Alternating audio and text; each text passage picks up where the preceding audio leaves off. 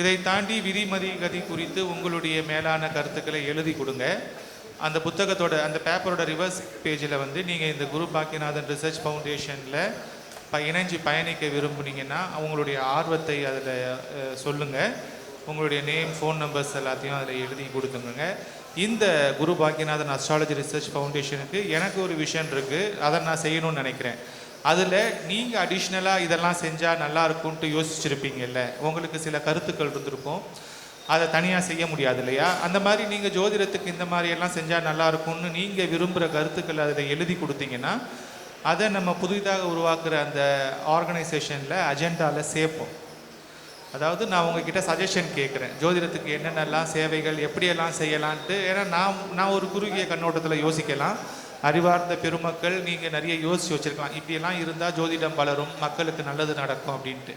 அப்போ இந்த புதிதாக உருவாக்குகின்ற இந்த தொண்டு நிறுவனத்தில் இந்த சேவைகளை எல்லாம் நீங்கள் வழங்குனீங்கன்னா நல்லாயிருக்குன்ற உங்களுடைய மேலான கருத்துக்களை அதில் எழுதி கொடுத்தீங்கன்னா அதை நாங்கள் எங்களுடைய அஜெண்டாவில் சேர்த்து அந்த டாக்குமெண்டேஷனில் அப்டேட் பண்ணுவோம். எங்களுடைய இலக்குகளுக்கு அது பயன்படும். இப்போ நம்ம நேரம் நிறைய இருக்குது, இன்னும் ஒரு மணி நேரத்தில் 4-5 பேச்சாளர்கள் பேசுவாங்க. அதுக்கப்புறம் நல்ல லஞ்ச் அரேஞ்ச் பண்ணியிருக்கிறோம், அது முடிச்சிட்டோம். நம்ம தொடர்ந்து இணைஞ்சிருக்கிறோம், யாரும் கலைஞ்சு போயிடாதீங்க லஞ்சுக்கு அப்புறம்.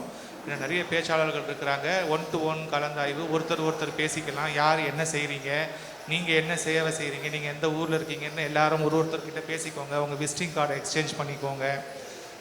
ஒரு எல்லாரோட நட்பையும் பெற்றுக்கொள்ளுங்கள். இங்கே எத்தனை பேர் ரிஜிஸ்டர் பண்ணியிருக்கீங்களோ எல்லாருடைய கான்டாக்ட் நம்பர்ஸ் கூட நான் ஷேர் பண்ணுறதுக்கு தயாராக இருக்கிறேன்.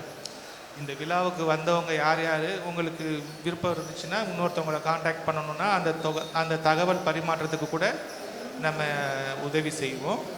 இது எல்லோரும் பயன்பெறணும். இது வந்திருக்கிற ஒவ்வொருத்தரும் ஏதாச்சும் ஒரு வகையில் பயனடையணும். இன்றைக்கி பயனடையாட்டினாலும் நாளைக்கு பயனடையணும், நாளைக்கு பயனடையாட்டினாலும் நாளன்னைக்கு பயனடையணும். இது ஒரு கூட்டு ஒருங்கியக்க முயற்சி. எல்லாரும் சேர்ந்து எல்லாருக்கும் ஒற்றுமையாக சேர்ந்து உயரணுன்றது தான் நோக்கம். அடுத்து லட்சுமி சிவகுமார் அவர்கள் பேசுவார்கள்.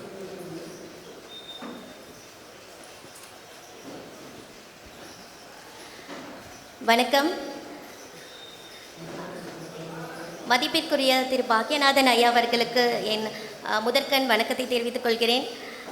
Welcome to our Kovai sir. நீங்கள் எங்கள் ஊரில் நீங்கள் உங்களோட சாஃப்ட்வேர் வெளியிட்டிருக்கீங்க. அப்புறம் உங்களோட அந்த ஆராய்ச்சி திறன் நான் ரொம்ப வருஷமாக பார்த்துட்ருக்கேன். நீங்கள் யூடியூப் ஸ்பீச்சாக இருக்கட்டும், உங்கள் ஜூம் ஸ்பீச்சாக இருக்கட்டும், நிறைய நான் கேட்டிருக்கேன். உங்களுக்கு அந்த ஜோதிடத்துறையில் இருக்கிற மிகுந்த ஆர்வமும் ஆராய்ச்சியும் என்றைக்குமே ரொம்ப பாராட்டுக்குரியது, வியக்கத்திற்குரியது. நீங்கள் இந்த விழாவில் என்ன கூப்பிட்டுருக்கிறது ரொம்பவே சந்தோஷம். உங்களோட ஆராய்ச்சி மென்மேலும் வளர்ந்து இந்த ஜோதிடத்துறைக்கு உங்களோட சேவை அதிகமாக இருக்கணும். நீங்கள் இந்த துறைக்கு ஒரு பெரிய சாதனை செய்யணும், நிறைய இந்த துறைக்கு இன்னும் நிறைய விஷயங்கள் செய்யணும் அப்படின்னு நான் கடவுளை வேண்டிக்கிறேன். ஓகே, நம்ம டாபிக் உள்ள போகலாம். இப்போ மக்கள் ஜோதிடம் பார்க்க வராங்க. எல்லாருமே ஜோதிடர்களை என்ன கேட்குறாங்க,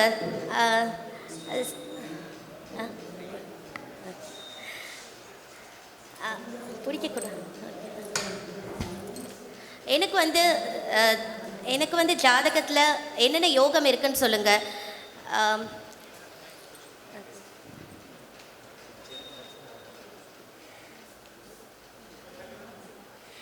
என்னென்ன யோகம் இருக்க சொல்லுங்கள் அப்படின்னு தான் கேட்குறாங்க.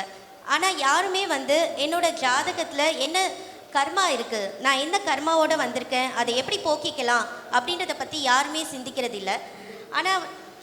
ஆனால் நான் எப்போதும் என்ன ஆசைப்படுவேன் அப்படின்னு கேட்டிங்கன்னா, முதல்ல ஜோதிடர்கள் தங்களுடைய ஜாதகத்தை முதல்ல பார்க்கணும். நம்மளோட கர்மா என்ன, நம்ம எதுக்கு பிறந்திருக்கோம் அப்படின்னு சொல்லிட்டு நான் வர ஜாதகர்களுக்கும் அப்படி தான் நான் பார்ப்பேன்.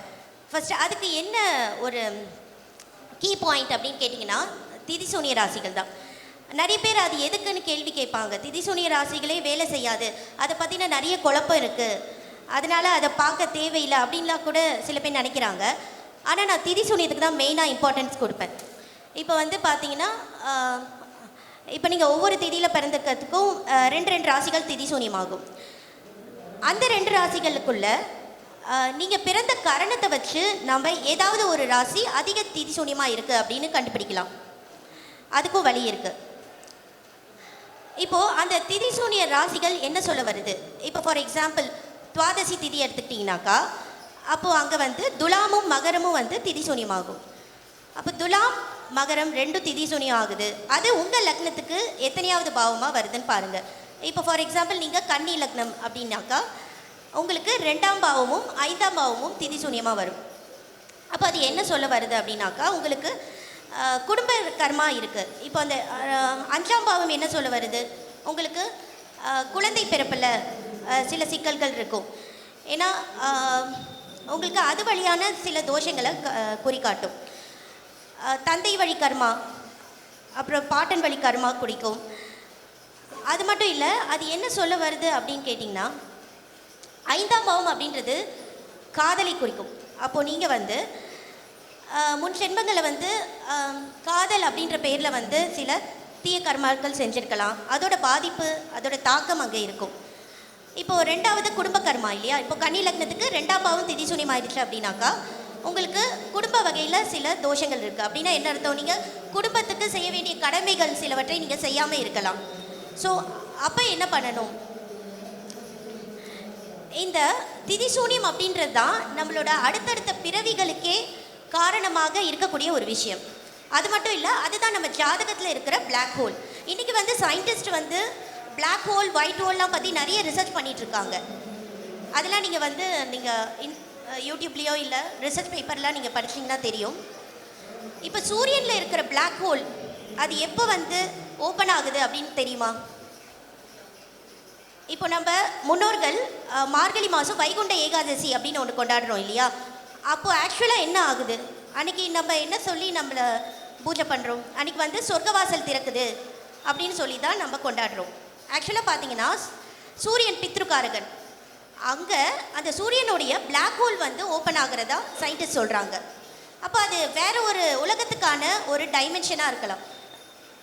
அதாவது வேறு டைமென்ஷன் உலகத்துக்கு நம்ம போகிறதுக்கான ஒரு என்ட்ரன்ஸாக கூட இருக்கலாம் இல்லையா? ஸோ இதே தான் வந்து நம்ம முன்னோர்கள் வந்து அறிவியல் காரணங்களை சொல்லாமல் நமக்கு சில மரபு முறைகளை, சில பூஜை முறைகளை சொல்லி வச்சுருக்காங்க. ஆனால் அதோடைய விஞ்ஞான விளக்கத்தை சொல்லாமல் விட்டுட்டாங்க. அது வந்து நம்ம தான் வர ஜென்ரேஷன் தான் வந்து கண்டுபிடிச்சி மக்களுக்கு எடுத்து சொல்லி அதோட உண்மையான காரணம் என்னன்னு சொல்லணும். ஸோ அப்படி இருக்கும்போது இந்த திதி சூன்யம் தான் அடுத்தடுத்த பிறவிகளுக்கே காரணமாக இருக்குது. அப்போ அது எவ்வளோ முக்கியத்துவம் வாய்ந்தது. இப்போ நீங்கள் அந்த கர்மா, அந்த ஜாதகருக்கு எந்த கர்மாவோட அவர் வந்திருக்காரு அப்படின்றத புரிஞ்சு எடுத்து சொன்னாதான் திரும்பி அவர் அந்த கர்மாவுடைய வட்டத்துக்குள்ளே சிக்காமல் இருக்க முடியும். ஏன்னா இந்த பிளாக் ஹோல் அப்படின்றது லக்னத்துடைய ஒளி வந்து விழாத ஒரு பகுதிகள். அப்போது இந்த ஒளி விழாத பகுதிகளில் நீங்கள் என்ன செஞ்சாலுமே அது வந்து வெளி உலகத்துக்கு தெரியாது. இப்போது நீங்கள் 2ஆம் பாவம் 5ஆம் பாவம் நான் திதி சூன்யம் அப்படின்னு சொன்னேன் இல்லையா? இப்போது இந்த குடும்ப கர்மா ஏற்கனவே உங்களுக்கு குடும்ப கர்மா இருக்குது. இப்போ நீங்கள் அதிலேயே திருப்பி தவறு செஞ்சீங்க. இப்போ 5ஆம் பாவம் ஏற்கனவே காதல் அப்படின்ற பேரால் பல தவறுகள் செஞ்சுருக்கீங்க அப்படின்னா இப்போது அகைன் திருப்பி நீங்கள் அதை செஞ்சீங்கன்னா கண்டிப்பாக வெளியில் தெரியாது. சரி, வெளியில் தெரியல அப்படின்றதுக்காக நீங்கள் மேலும் அதை கண்டினியூ பண்ணிங்கன்னா என்ன ஆகும்? திருப்பி அகைன் நீங்கள் வந்து ஸ்ட்ராங்காக கர்மாவோட சேர்ந்து பாண்டிங் ஆகிட்டீங்கன்னு அர்த்தம். ஸோ அப்போ நம்மளுக்கு வந்து திதி சூன்யம் ஆக இருக்கக்கூடிய பாவங்களை தொட்டு அந்த காரகத்துவங்களில் நம்ம ரொம்பவே ஜாக்கிரதையாக இருக்கணும். அப்படி இல்லைன்னா அது நமக்கு தான் பிரச்சனையாக போகும். ஸோ கேர்ஃபுல்லாக இருக்கணும். அது தவிர அந்த கர்மாவை எப்படி குறைக்கலாம் அப்படின்றதையும் பார்க்கணும். இப்போது அதுக்கும் வந்து ஜாதகத்தில் கண்டுபிடிச்சிடலாம். சரி, இவருக்கு வந்து திதி சூன்ய விலக்கு இருக்கா, இந்த ஜென்மாவில் வந்து இவர் இந்த கர்மாவை கழிக்க முடியுமா, எல்லா கர்மாவையும் கழிச்சாதான் நம்மளுக்கு ஜென்மன்றது கிடையாது, அடுத்த ஜென்மான்றது இல்லாமல் இருக்கும் அப்படின்றதையும் நம்ம பார்க்கலாம். எப்படின்னு சொன்னீங்கன்னா திதி சூன்ய ராசிகளில் வக்ர கிரகங்கள் இருந்தால் நிச்சயமாக உங்களுக்கு தீர்வு உண்டு. நம்ம செய்த கர்மாவுக்கு தீர்வு உண்டு. அந்த வக்ர கிரகங்கள் இருந்தாக்கா நீங்கள் வந்து ஆட்டோமேட்டிக்காக என்ன பண்ணுவீங்க? உங்கள் லைஃப் ஸ்டைல் சேஞ்ச் பண்ணிக்குவீங்க. உங்களோட வாழ்க்கை முறை மாறும். உங்கள் வாழ்க்கை முறையிலேயே நீங்கள் உங்களை தேடி குருமார்கள் வரலாம், இல்லை நீங்களே வந்து வாழ்க்கையில் அனுபவப்பட்டு கற்றுக்கலாம். இப்படி அந்த வக்ர கிரகங்கள் என்ன செய்யும்? உங்களுடைய கர்மாவை கழிக்கிறதுக்கு ஏதாவது ஒரு வழியை காட்டும். அப்போது அந்த வழிப்படி நடந்து கோயில் பரிகாரமாக இருக்கலாம், இல்லை தான தர்மங்களாக இருக்கலாம், இல்லை உங்கள் வாழ்க்கை முறையே மாற்றி நீங்கள் அமைக்கிறது மூலியமாகவும் அந்த வக்ர கிரகங்கள் உங்களுக்கு இந்த ஜென்மத்தில் இந்த